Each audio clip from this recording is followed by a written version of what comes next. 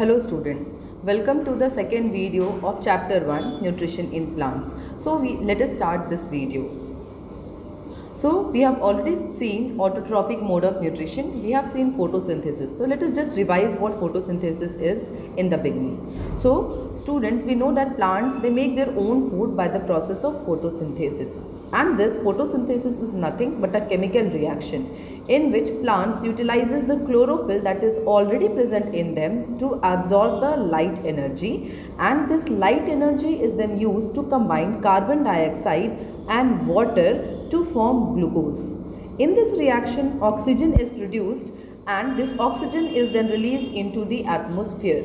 So students, let us proceed now. So what is the importance of this process, photosynthesis? This process, photosynthesis, is helpful in balancing the need, the requirement of food on this earth. That is, autotrophs are able to utilize the solar energy that the sun is giving, and heterotrophs depend on autotrophs. This dependence can be direct or this dependence can be indirect. But heterotrophs in any way have to depend or are dependent on autotrophs only for the production of food. So what is the importance of photosynthesis, students? Again, this photosynthesis is the process which produces food, and this food that is produced by photosynthesis by the green plants is only then used by every organism for the survival. Also, this process photosynthesis produces fresh air. How?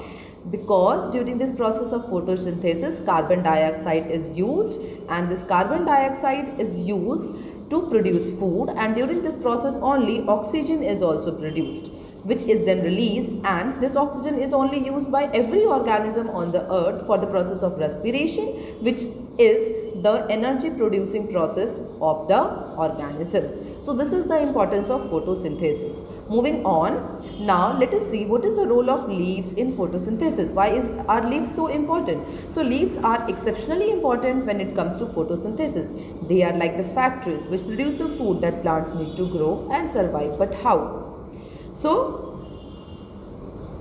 leaves are designed in such a way that they can capture maximum amount of sunlight. You can see here that the surface of the leaf is completely flat, so that the maximum amount of sunlight can fall on the surface of the leaf and it can finally be absorbed by the leaf. Also, it helps in maximum release of oxygen into the atmosphere. Now let us proceed. Let us see each and every part one by one. So next is it that now the plants also have, that is the leaves also contain lots of tiny holes, and these holes are called stomata. This stomata allows the absorption of carbon dioxide and also the release of oxygen into the atmosphere. If the leaves will be magnified, then we will be able to see such holes or such pores on the underside of the leaves, which are surrounded by a pair of cells, and this pair of cells surrounding the pores are known as guard cells. Now let us see the structure of the stomata. So what are stomata? Stomata are the pores that are present in the leaf. They are mostly present on the underside of the leaf, and each pore is surrounded by a pair of guard cells. Guard cells can change their shape so that the stomatal pore can open or close. Now let us discuss the detailed structure of the stomata. You can see that stomata consists of guard cells, a pair of guard cells which will be surrounding the stomatal pore. Then apart from this, subsidiary cells and epidermal cells are also present in the stomata. Let us discuss how the stomata opens and closes, or how the guard cells are regulating the opening and the closing of the stomata. One more thing, student, is that does stomata or is stomata only involved in the exchange of gases? No, stomata is not only involved in the exchange of gases. These stomata is also helping in the process of the release of excess water from the plant body, that is, it helps in the process of transpiration. Now if it is releasing, if it is losing, it is by the stomata plants are losing water, then why is it important? It is important because it helps in gaseous exchange, which is really necessary for photosynthesis to take place. Now let us read what opening and closing of stomata is and how it takes place. So opening and closing of stomata is basically regulated by the availability of water in the plants.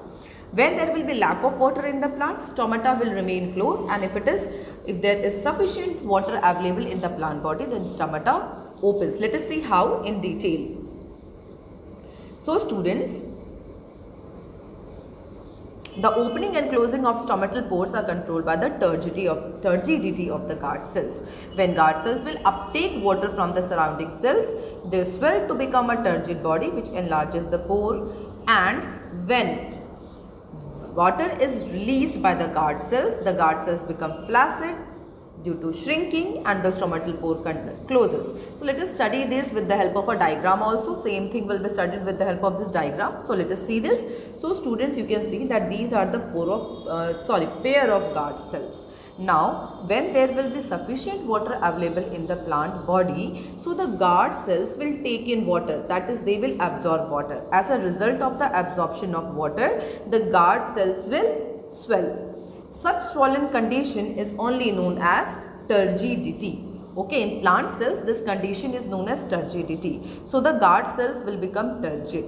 As the guard cells will become turgid, that is they will swell, the stomatal pore will open. Okay, it will open like this. Now when the water present in the plant body will not be sufficient, that is when there will be lack of water in the plant body, then the guard cells will lose water.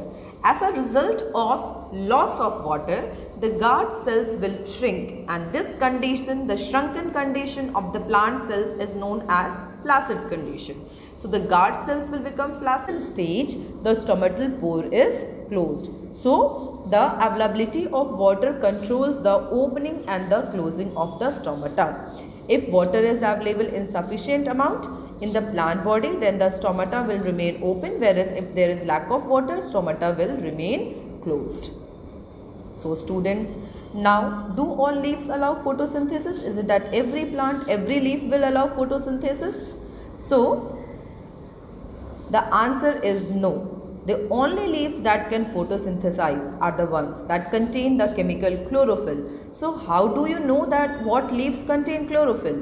Easy. Chlorophyll is the green pigment in leaves. So if a leaf is green, it will photosynthesize.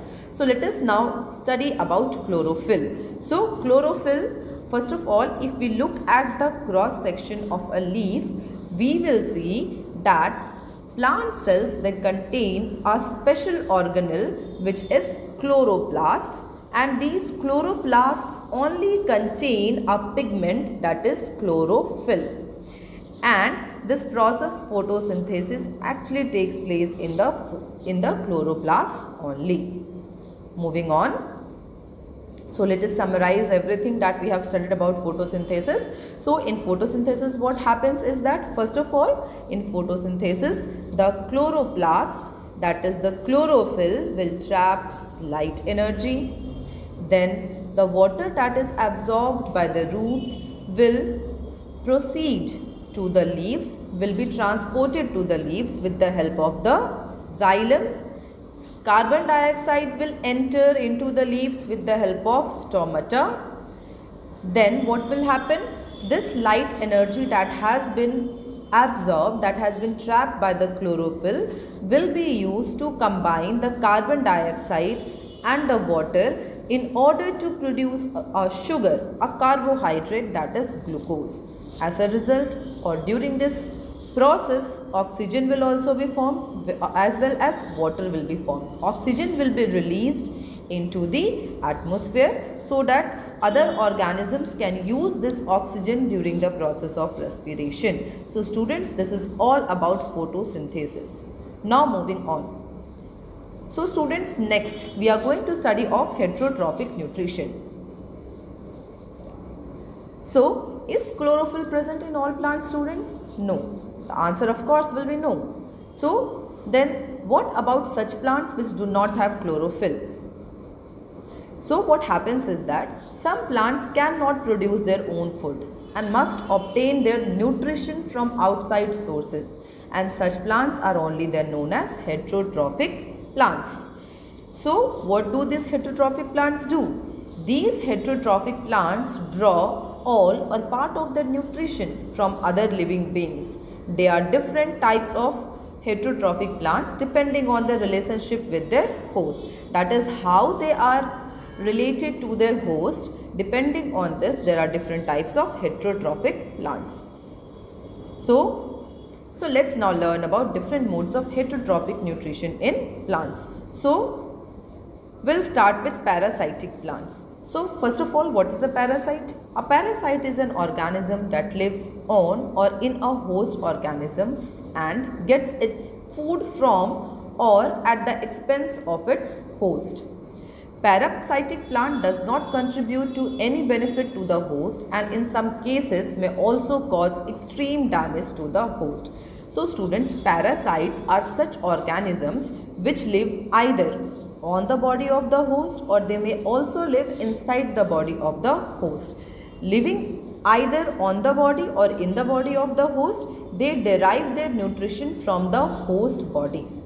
Such parasites can either derive complete nutrition from the host or they may depend for some nutrients only on the host. So parasites are not doing any benefit or in any way they are not beneficial to the host. So students, this is all for this video.